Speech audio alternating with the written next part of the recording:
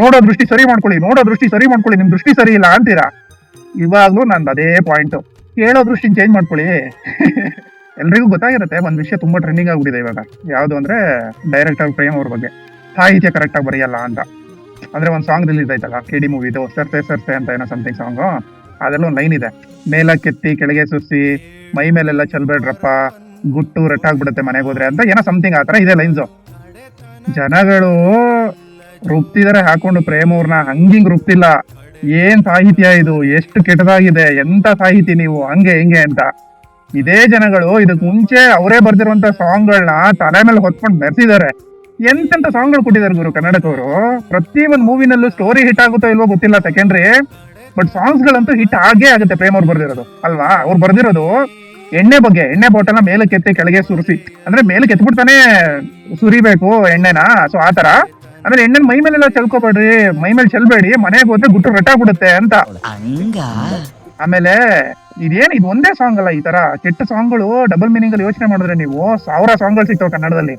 ಓಕೆನಾ, ಎಕ್ಸಾಂಪಲ್ ಹೇಳ್ಬೇಕು ಅಂದ್ರೆ ಈ ಅಕ್ಕ ನಿನ್ನ ಮಗಳು ನನ್ಗೆ ಚಿಕ್ಕೋಳಾಗಲ್ವಾ, ಆ ಸಾಂಗ್ ಕೇಳಿದಿರ ಪೂರ್ತಿ? ಒಂದ್ಸಲ ಕೇಳಿ ನೋಡಿ, ಕೇಳಿಲ್ಲ ಅಂದ್ರೆ. ಆಮೇಲೆ ಕಳ್ಳಮಳ ಸುಳ್ಳೋದಲ್ಲಿ ತುಪ್ಪ ಬೇಕಾ ತುಪ್ಪ, ಈ ಸಾಂಗು. ನೀಲಕಂಠ ಮೂವಿನಲ್ಲಿರುವಂತ ಸಾಂಗ್ಗಳು, ಮಲ್ಲ ಮೂವಿನಲ್ಲಿರುವಂತ ಸಾಂಗು ಕೆಲವುದು. ಎಂತೆಂತ ಸಾಂಗ್ಗಳಿದಾವೆ, ಅದೆಲ್ಲ ಯೋಚನೆ ಮಾಡಿದಾಗ ಡಬಲ್ ಮೀನಿಂಗ್ ಅಲ್ಲಿ ಏನಾದ್ರು ನೀವು, ಡಬಲ್ ಮೀನಿಂಗ್ ಅಲ್ಲ, ಅದು ಸಿಂಗಲ್ ಮೀನಿಂಗ್ ಅಲ್ಲೇ ಒಳಗರಾಗಿದಾವ ಸಾಂಗ್ಗಳು ಅಲ್ವಾ. ಸೊ ಅದೆಲ್ಲ ಒಳ್ಳೆ ಸಾಹಿತ್ಯ ನಿಮ್ಗೆ, ಇದು ಮಾತ್ರ ಕೆಟ್ಟ ಸಾಹಿತ್ಯ ಆಗ್ಬಿಡುತ್ತೆ. ಆ ಸಾಹಿತ್ಯದಲ್ಲಿ ಕೆಟ್ಟದು ಒಳ್ಳೇದು ಅಂತ ಬರಲ್ಲ. ಆಮೇಲೆ ಇನ್ನೊಂದೇನಂದ್ರೆ, ಹಳೆ ಸಾಂಗ್ಗಳು ಅಷ್ಟು ಮೀನಿಂಗ್ಫುಲ್ ಆಗಿತ್ತು, ಈಗಿನ ಸಾಂಗ್ಗಳು ಮೀನಿಂಗೇ ಇರಲ್ಲ, ಸುಮ್ಮನೆ ಏನೇನೋ ಬರೀತಾರೆ ಅಂತ. ಏನ್ ಮಾಡಕ್ಕಾಗುತ್ತೆ, ಮೀನಿಂಗ್ಫುಲ್ ಸಾಂಗ್ಗಳು ಬರ್ದಾಗ ಏನ್ ಗುರು ಇಷ್ಟು ಪ್ಯಾಥೋ ಸಾಂಗ್, ಇಷ್ಟು ಸ್ಲೋ ಇದೆ ಸಾಂಗು ಅನ್ಕೊಂತೀವಿ. ಅದೇ ಬ್ಯಾಕ್ ಗ್ರೌಂಡ್ ಮ್ಯೂಸಿಕ್ ಚೆನ್ನಾಗಿದ್ದು ಒಳ್ಳೆ ಜಿಂಚಾಕ್ ತರ ಇದ್ರೆ ಹಿಟ್ ಮಾಡ್ಬಿಡ್ತೀವಿ ಸಾಂಗ್ ನ. ಸೊ ಅದ್ರ ತಕ್ಕನಾಗ ಡೈರೆಕ್ಟರ್ಗಳು ಬರೀತಾರೆ ಹಿಟ್ ಆಗಿರೋ ಮೀನಿಂಗ್ಫುಲ್ ಸಾಂಗ್ ಒಂದಿಲ್ವಾ. ಅದು ಹಂಗಿದೆ. ಇದು ಐಟಮ್ ಸಾಂಗ್ ಅಂದ್ಮೇಲೆ ಇದು ಹಿಂಗೆ ಇರುತ್ತೆ. ಡಬಲ್ ಮೀನಿಂಗ್ ಅಲ್ಲಿ ಯೋಚನೆ ಮಾಡಿದ್ರೆ ಎಲ್ಲ ಕೆಟ್ಟದಾಗೆ ಕಾಣುತ್ತೆ.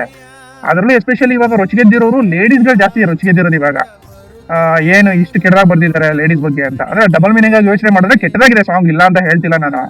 ಬಟ್ ಡಬಲ್ ಮೀನಿಂಗ್ ಅಲ್ಲಿ ಯೋಚನೆ ಮಾಡಕ್ ಏನಕ್ಕೆ ಹೋಗ್ತೀರಾ ನೀವು ಅಲ್ವಾ. ಇವಾಗ ಹುಡುಗಿರು ಕೆಟ್ಟದಾಗ ಬಟ್ಟೆ ಹಾಕೊಂಡು ಹುಡುಗರು ಏನಾದ್ರು ಕಾಮೆಂಟ್ ಮಾಡಿದ್ರೆ ಹುಡುಗಿರು ಹೇಳ್ತೀರಾ, ನೋಡೋ ದೃಷ್ಟಿ ಸರಿ ಮಾಡ್ಕೊಳ್ಳಿ, ನೋಡೋ ದೃಷ್ಟಿ ಸರಿ ಮಾಡ್ಕೊಳ್ಳಿ, ನಿಮ್ ದೃಷ್ಟಿ ಸರಿ ಇಲ್ಲ ಅಂತೀರಾ. ಇವಾಗ್ಲೂ ನಂದು ಅದೇ ಪಾಯಿಂಟ್, ಕೇಳೋ ದೃಷ್ಟಿ ಚೇಂಜ್ ಮಾಡ್ಕೊಳ್ಳಿ.